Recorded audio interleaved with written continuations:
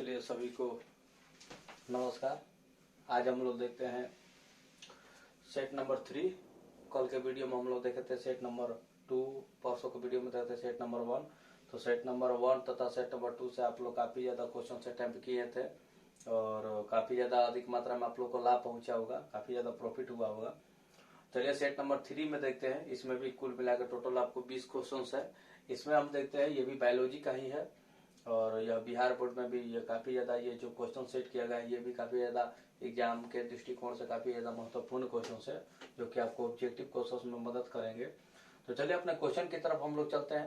अधिक से एक काम कीजिएगा कि आप लोग अन्य अपने मित्रों को भी सहयोग कीजिएगा कि इस लिंक को अभी से ही ज़्यादातर अपने दोस्तों के पास शेयर कीजिए, व्हाट्सएप ग्रुप में शेयर कीजिए या अन्य कॉन्टेक्ट जैसे भी है आप सभी लोग को शेयर कीजिए ताकि वो लोग भी इस वीडियो का लाभ उठा सके। अगर आपको यह वीडियो पसंद आएगा तो आप लोग इसे लाइक सब्सक्राइब कीजिएगा। अगर कोई भी त्रुटि हो या अपने मस्तिष्क का कोई भी बात कहना हो तो आप कमेंट सेक्शन में कह सकते हैं। चलिए अब हम लोग देखते हैं क्वेश्चन नंबर 1। छोटी आंत कितने भागों में बटी होती है? क्वेश्चन नंबर 1 है आप लोग का कि छोटी आंत कितने भागों में बटी होती है। तो यहाँ पे ध्यान दीजिएगा कि छोटी आंत आपकी 3 भागों में बटी होती है। छोटी आंत कितने भागों में बटी होती है? तो 3 भागों में बटी होती है। ठीक है, तो यहाँ पे सब्जेक्टिव क्वेश्चन करेगा कि छोटी आंत 3 भागों में बटी होती है, सही, लेकिन क्वेश्चन करेगा कि छोटी आंत कितने भागों में बटी होती है तथा कौन कौन। तो ध्यान दीजिएगा, उस समय लिखिएगा कि छोटी आंत 3 भागों में बटी होती है। ये तीनों निम्नलिखित हैं। पहला आपका हो जाएगा ग्रहणी, दूसरा हो जाएगा जेजुनम और तीसरा हो जाएगा आपका इलियम। ठीक है, छोटी आंत कितने भागों में बटी होती है? तो 3। कौन कौन से? ग्रहणी, जेजुनम और इलियम। ठीक है, इन तीनों का भी अपना अपना अलग अलग कार्य होता है जो कि छोटी आंत के अंदर भोजन को पाचित करने में काफी ज्यादा महत्वपूर्ण भूमिका निभाते हैं।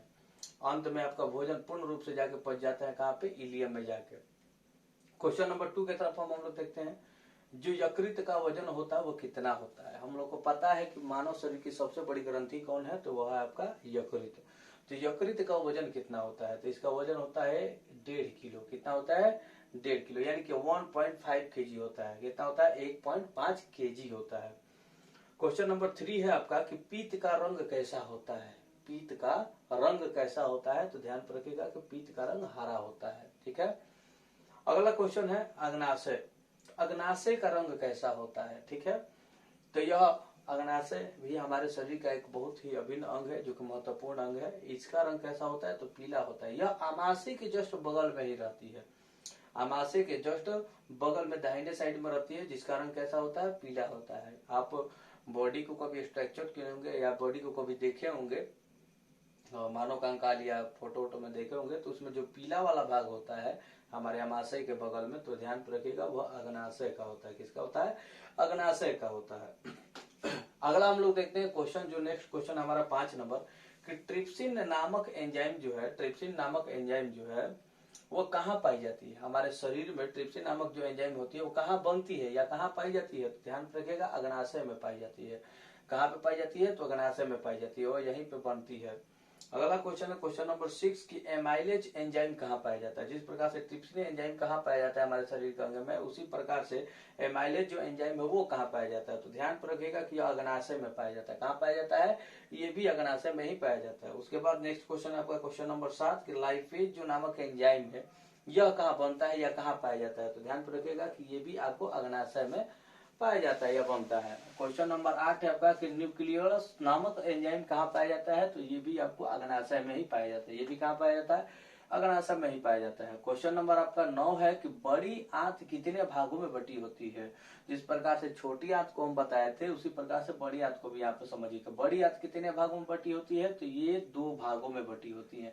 पूछेगा कि कौन कौन से भाग होते हैं? तो पहला होता है आपका कोलन, दूसरा का होता है आपका मलाशय, जिसको इंग्लिश में लोग रेक्टम बोलते हैं। ठीक है, अगला क्वेश्चन है क्वेश्चन नंबर 10 की छोटी आंत व बड़ी आंत की जोड़ पर एक नली होती है जिसे क्या कहा जाता है? यानी कि छोटी आंत में जो अपचा भोजन होता है उसके बाद आपका जाता है बड़ी आंत में, तो ये जो बड़ी छोटी आंत बड़ी आंत से जो जुड़ी रहती है, जिस नलिका के माध्यम से जुड़ी रहती है, उस नलिका का क्या नाम पड़ता है? तो उसका नाम है आपका सीकम।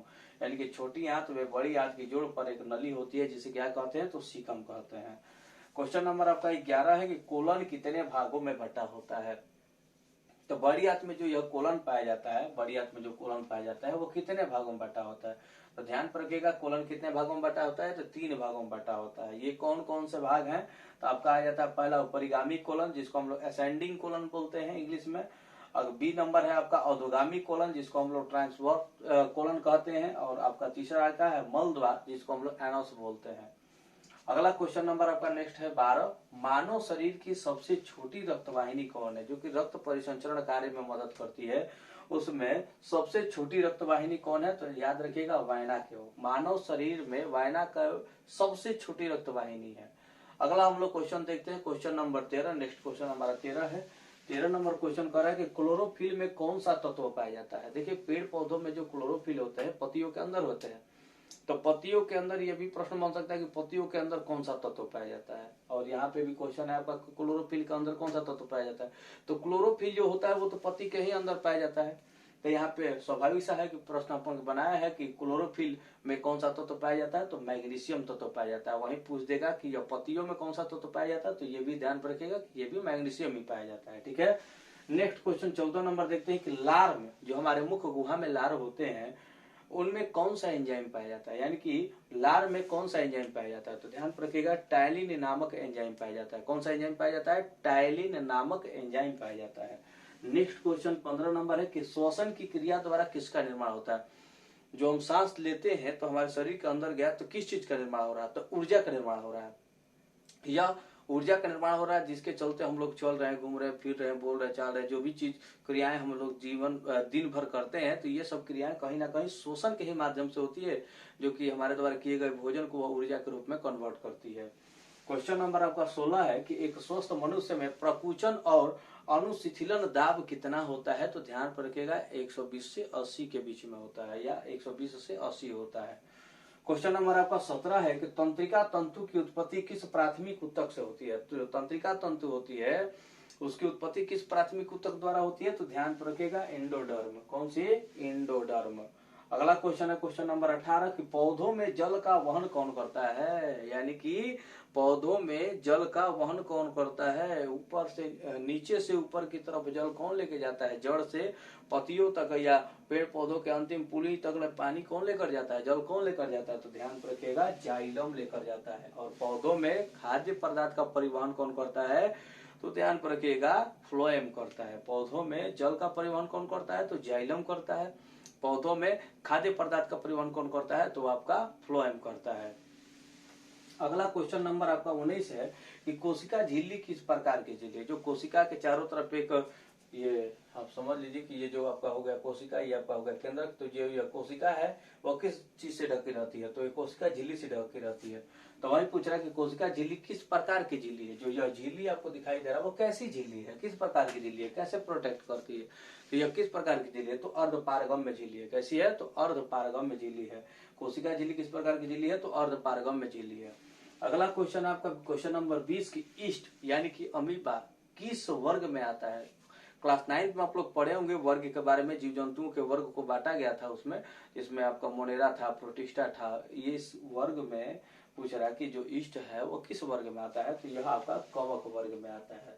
इस प्रकार से सेट नंबर 3 का आपका 20 क्वेश्चन यहाँ पे कंप्लीट हुआ। अगर आपको यह वीडियो पसंद आया हो तो आप इसे लाइक कीजिए, सब्सक्राइब कीजिए और अधिक से अधिक मात्रा में आप अपने दोस्तों के पास शेयर कीजिए। आप इसी तरीका से हमारे साथ जुड़कर इस वीडियो का और इस क्वेश्चन का आप लाभ उठाते रहिए। धन्यवाद। जय हिंद।